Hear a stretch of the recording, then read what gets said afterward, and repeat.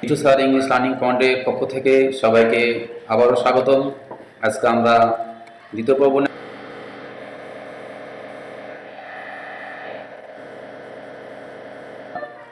যে কীভাবে special phrase and ওয়ার্ডসের প্রশ্নগুলো থাকে, আমরা কীভাবে বক্সে থাকবে, সেখান থেকে নিচে প্রশ্নগুলো কীরকম থাকে এবং সেখানে এই ব্যবহারগুলো কীরকম, আমরা সবগুলো ব্যবহার শিখেছিলাম।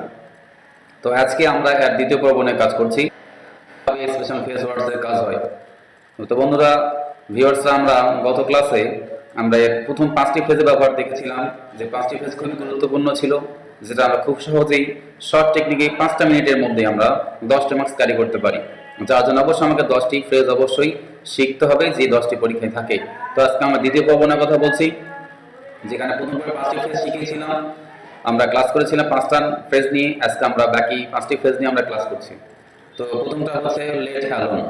কথাটির অর্থ দূরের কথা, অর্থাৎ কথাটি এমনভাবে বলা হয়েছে যে আমি একটা নাই আর একটি চাইতেছি, এরকম একটা অর্থ দূরের কথা অর্থে। অর্থাৎ বাক্যটি আমরা চিনব কি করে?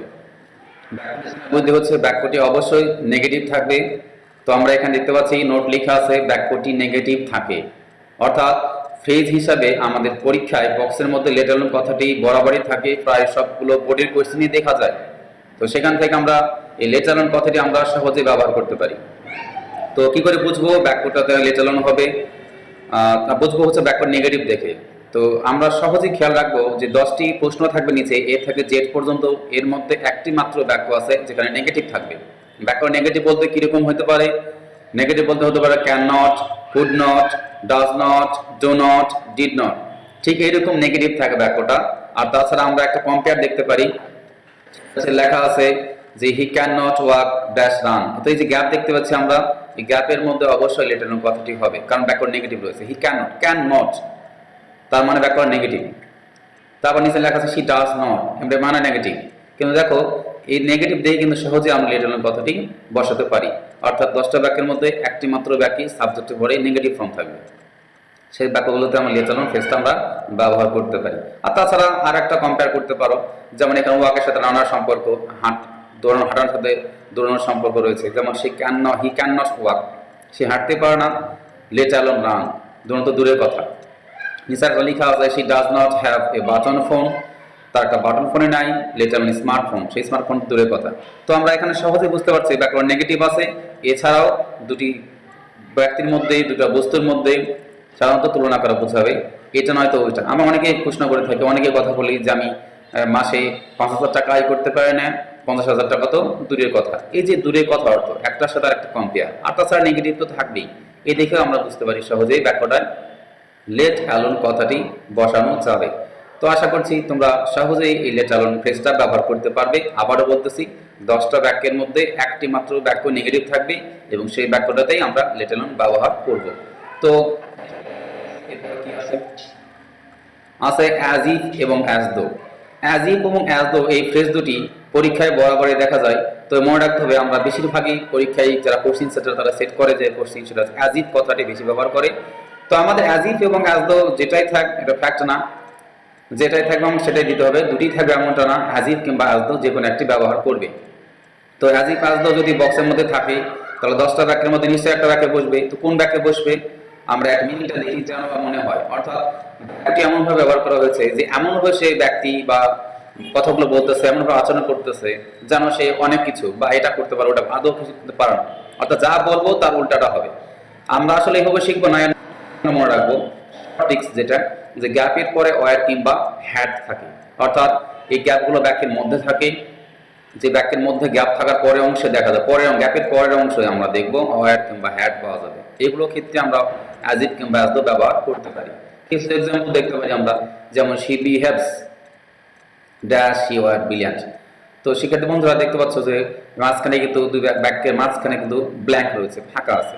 তো এই ফাঁকার ক্ষেত্রে ফাঁকার পরে কিন্তু দেওয়া আছে যে ওয়ার, এই যে কথাটা লেখা আছে ওয়ার, এই ওয়ার দেখে বুঝতে পারছি যে এখানে আমরা অ্যাজ ইফ কিংবা অ্যাজ দো থাকলেই বসাতে আমরা পারবো।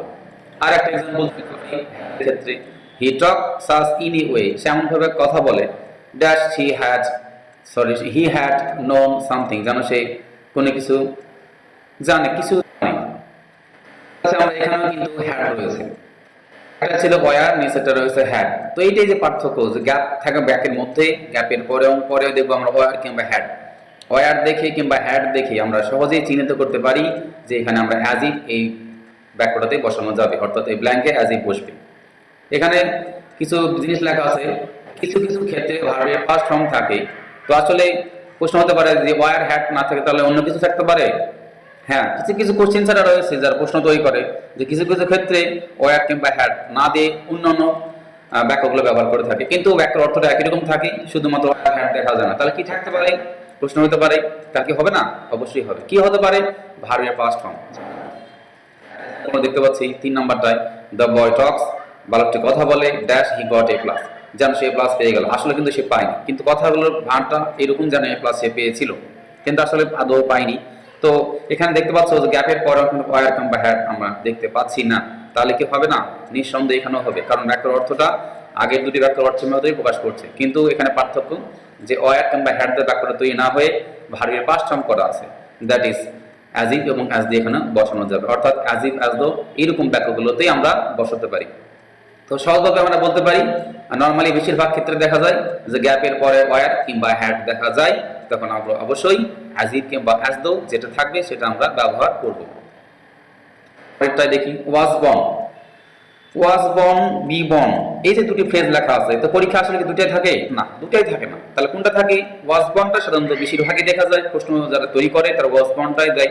কিছু কিছু ব্যতিক্রমী কোশ্চেন সেটা থাকে যারা বি বর্ন ব্যবহার করে থাকে বক্সের মধ্যে, কিন্তু আনসার লেখার সময় কি লিখতে পারে? তাহলে আমরা ওয়াজ বর্ন লিখবো নাকি বি বর্ন? ওয়াজ বর্ন থাকলে অবশ্যই আমরা ওয়াজ বর্ন লিখবো। যদি বি বর্ন থাকে তাহলে উত্তর লেখার সময় আমাকে ওয়াজ বর্ন ব্যবহার করতে হবে, অন্যথায় সেটা উত্তরটা ভুল হবে। তাহলে আসলে কি ধরনের বাক্য হতে পারে? ওয়াজ বর্ন তো বক্সে অবশ্যই থাকে, সাধারণত প্রায় প্রশ্নগুলোতে দেখা যায় যে ওয়াজ বর্ন কিংবা বি বর্ন থাকে। তাহলে থাকলে আমরা কোন বাক্য বসাতে পারি? দেখবো ওই বাক্যটাতে সাধারণত কোনো বিখ্যাত ব্যক্তিদের নাম উল্লেখ আছে। কিরকম বিখ্যাত ব্যক্তি হতে পারে? বঙ্গবন্ধু শেখ মুজিবুর রহমানের নাম হতে পারে, পল্লী কবি জসীমউদ্দিন হতে পারে, আমাদের বিদ্রোহী কবি কবি কাজী নজরুল ইসলাম থাকতে পারে, আমাদের বিশ্বকবি রবীন্দ্রনাথ ঠাকুরের মতো নাম থাকতে পারে, ইংলিশ বিখ্যাত ড্রামাটিস্ট ফেমাস ড্রামাটিস্ট শেক্সপিয়ারের নাম তো অনেকেই শুনে থাকবে। এইরকম বিখ্যাত ব্যক্তিদের নাম থাকবে, এরকম নাম তো থাকবেই। সাথে বাক্যটাতে আরো দেখবো কোন স্থানের নাম, অর্থাৎ সে কোথায় জন্মগ্রহণ করেছিল এরকম জায়গার নাম উল্লেখ থাকে। তাছাড়া সে কোন সালে জন্মগ্রহণ করে সে সালটা উল্লেখ থাকতে পারে, আবার থাকতে পারে সে তারিখ থাকতে পারে। এরকম যদি থাকে তাহলে নিঃসন্দেহে বাক্যটাতে আমরা ওয়াজ বর্ন থাকলে ওয়াজ বর্ন বসাবো, বি বর্ন থাকলেও আমরা ওয়াজ বর্ন ব্যবহার করব। তো এখানে আমরা একটা এক্সাম্পল দেখতে পাচ্ছি, শেখ মুজিবুর রহমান ড্যাশ ইন 1920। শেখ মুজিবুর রহমান 1920 সালে জন্মগ্রহণ করেছিল। নিশ্চয় আমরা শেখ মুজিবুর নাম তার মতো ব্যক্তি না, তারা অবশ্যই বিখ্যাত ব্যক্তি যারা ইতিহাসে তাদের নাম রয়েছে, ঐতিহাসিক নেম। তাছাড়া এই বাক্যটাতে আমরা একটা সাল উল্লেখ পাচ্ছি 1920, 1920 সাল। তার মানে নিঃসন্দেহে এই ধরনের বাক্য আমরা ওয়াজ বর্ন ব্যবহার করব। তা আশা করছি এই টেস্টটা তোমরা সহজেই বুঝতে পেরেছো। আমরা এখন পরের ফেজটা আবার দেখছি যে লেখা আছে ইট ইজ হাই টাইম। এই ইট ইজ হাই টাইম ফেজটা বেশিরভাগ ক্ষেত্রে বক্সের মধ্যে থাকে। তো থাকলে আমরা কিভাবে ব্যবহার করব? 10টি বাক্য কোন বাক্যে বসাতে হবে ইট ইজ হাই টাইম? আমরা কারণ প্রত্যেকটা একটা করে ফ্রেজগুলোর একটা করে শর্ট টিক্স ব্যবহার করছি, যাতে আমরা সহজেই এটা মনে রেখে পরীক্ষায় আমরা সলভ করতে পারি।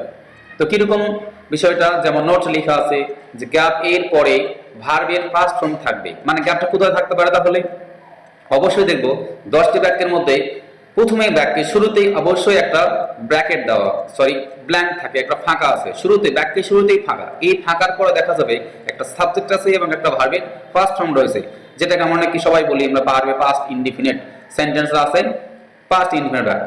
এই পাস্ট ইনডিফিনিট বাক্যেই আমরা ইট ইজ হাই টাইম বসাতে পারি। একটা এক্সাম্পল আমরা দেখি, লেখা আছে শুরুতে dash we took proper steps.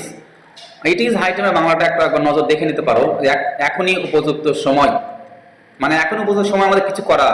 কিন্তু বাক্যটা এরপরে এমনটা ভাবে থাকবে যে ইট ইজ হাই টাইম বাক্যের শুরুতেই বসে, মানে প্রথমে ব্ল্যাঙ্ক দিবে, তারপরে বুঝবো যে সাবজেক্টের পরে ভার্ব পাস্ট ফর্ম রয়েছে, যেমন উই টুক, টুক একটা verb past form, that is এই বাক্যে আমরা অবশ্যই ইট ইজ হাই টাইম বসাতে পারবো, অর্থাৎ এই বাক্যটা ইট ইজ হাই টাইম ব্যবহার করবো। তার মানে পরীক্ষা আমরা অবশ্যই খেয়াল রাখবো 10টা বাক্যের মধ্যে কোন বাক্যের শুরুতে গ্যাপ রয়েছে এবং তারপরে সাবজেক্ট এবং ভার্ব পাস্ট ফর্ম রয়েছে, তাহলে অবশ্যই ইট ইজ হাই টাইম দেব। আমরা আরেকটা দেখতে পারি ড্যাশ দে রিটার্ন হোম, মানে এখনই উপযুক্ত সময় তাদের বাড়ি ফেরার। তার মানে বাক্যটা শুরুতে গ্যাপ আমরা দেখতে পাচ্ছি, এরপর সাবজেক্ট রয়েছে এবং ভার্বের অবশ্যই পাস্ট ফর্ম আছে। তা নিঃসন্দেহে ব্যাকওয়ার্ডে আমরা ইট ইজ হাই টাইম আমরা ব্যবহার করতে পারি।